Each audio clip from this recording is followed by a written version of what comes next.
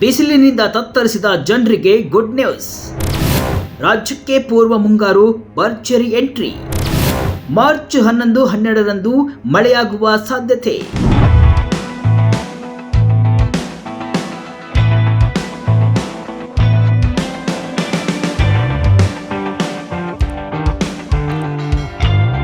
ಬಿಸಿಲಿನಿಂದ ಕಂಗೆಟ್ಟಿದ್ದ ರಾಜ್ಯದ ಜನತೆಗೆ ಹವಾಮಾನ ಇಲಾಖೆ ಭರ್ಜರಿ ಗುಡ್ ನ್ಯೂಸ್ ಅನ್ನು ನೀಡಿದೆ.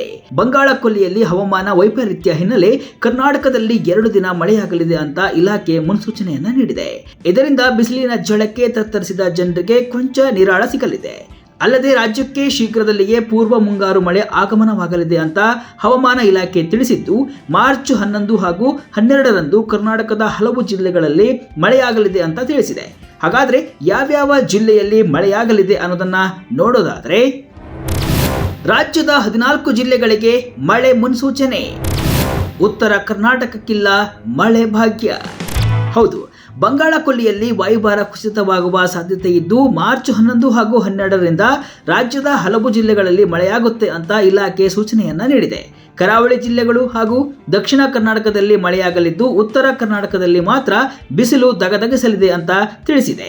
ಸದ್ಯ ಉತ್ತರ ಕನ್ನಡ, ದಕ್ಷಿಣ ಕನ್ನಡ, ಉಡುಪಿ, ಬೆಂಗಳೂರು ಗ್ರಾಮಾಂತರ, ಬೆಂಗಳೂರು ನಗರ, ಚಾಮರಾಜನಗರ, ಚಿಕ್ಕಮಗಳೂರು, ಹಾಸನ, ಕೊಡಗು, ಕೋಲಾರ, ಮಂಡ್ಯ, ಮೈಸೂರು, ರಾಮನಗರ, ಶಿವಮೊಗ್ಗ ಜಿಲ್ಲೆಗಳಲ್ಲಿ ಮಳೆಯಾಗುವ ಸಾಧ್ಯತೆ ಇದೆ ಅಂತ ಇಲಾಖೆ ಸೂಚನೆಯನ್ನ ನೀಡಿದೆ. ಉತ್ತರ ಒಳನಾಡು ಜಿಲ್ಲೆಗಳಲ್ಲಿ ಒಣಹವೆ ಮುಂದುವರಿಯಲಿದೆ. ಉತ್ತರ ಕರ್ನಾಟಕದ ಜಿಲ್ಲೆಗಳಲ್ಲಿ ಬಿಸಿಲು ಮತ್ತಷ್ಟು ಹೆಚ್ಚಾಗಲಿದೆ ಅಂತ ಹವಾಮಾನ ಇಲಾಖೆ ತಿಳಿಸಿದೆ. ಉತ್ತರ ಒಳನಾಡಿನಲ್ಲಿ ಮಾರ್ಚ್ 15ರವರೆಗೆ ಒಣಹವೆ ಇರಲಿದೆ. ಕಲಬುರಗಿ ಸೇರಿದಂತೆ ಉತ್ತರ ಕರ್ನಾಟಕದಲ್ಲಿ ಗರಿಷ್ಠ ಉಷ್ಣಾಂಶ 37ರಿಂದ 38 ಡಿಗ್ರಿ ಸೆಂಟಿಗ್ರೇಡ್ ಇರುವ ಸಾಧ್ಯತೆ ಇದೆ ಅಂತ ಇಲಾಖೆ ತಿಳಿಸಿದೆ. ಈಗಾಗಲೇ ಉತ್ತರ ಕರ್ನಾಟಕದ ಜಿಲ್ಲೆಗಳಲ್ಲಿ ಸೂರ್ಯನ ರೌದ್ರ ನರ್ತನ ದಿನದಿಂದ ದಿನಕ್ಕೆ ಹೆಚ್ಚಾಗ್ತಾ ಇದೆ. ಬೀದರ್, ಕಲಬುರಗಿ, ಯಾದಗಿರಿ, ರಾಯಚೂರು, ಕೊಪ್ಪಳ, ಬಳ್ಳಾರಿ ಹಾಗೂ ವಿಜಯಪುರ, ಬಾಗಲಕೋಟೆ ಜಿಲ್ಲೆಗಳಲ್ಲಿ ಉಷ್ಣಾಂಶದ ಪ್ರಮಾಣ ಏರಿಕೆ ಆಗ್ತಲೇ ಇದೆ. ಬೆಂಗಳೂರು ಮಂದಿಗೂ ಸಿಹಿ ಸುದ್ದಿ. ಕೆಲ ಜಿಲ್ಲೆಗಳು ಸೇರಿ ಬೆಂಗಳೂರಲ್ಲೂ ಮಳೆ. ಇನ್ನು ಸಿಲಿಕಾನ್ ಸಿಟಿಯಲ್ಲಿ ಆಗುತ್ತಿರುವ ಹವಾಮಾನ ಬದಲಾವಣೆಗೆ ಜನರಂತೂ ಹೈರಾಣಾಗಿದ್ದಾರೆ.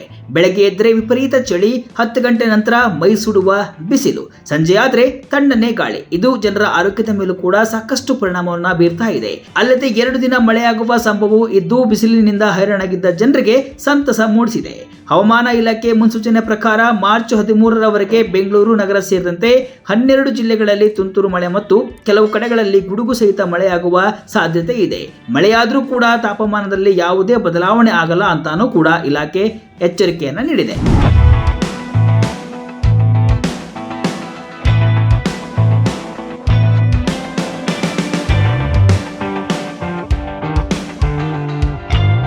ಈಗಾಗಲೇ ಕೆಲ ಜಿಲ್ಲೆಗಳಲ್ಲೂ ಕೂಡ ಮೋಡ ಕವಿದ ವಾತಾವರಣ ಕಂಡು ಬಂದಿದೆ. ಇದೀಗ ಮಾರ್ಚ್ 12ರ ನಂತರ ಮತ್ತೆ ರಾಜ್ಯದಲ್ಲಿ ತಕ್ಕ ಮಟ್ಟಿಗೆ ಮಳೆಯಾಗುವ ಸಾಧ್ಯತೆ ಇದೆ.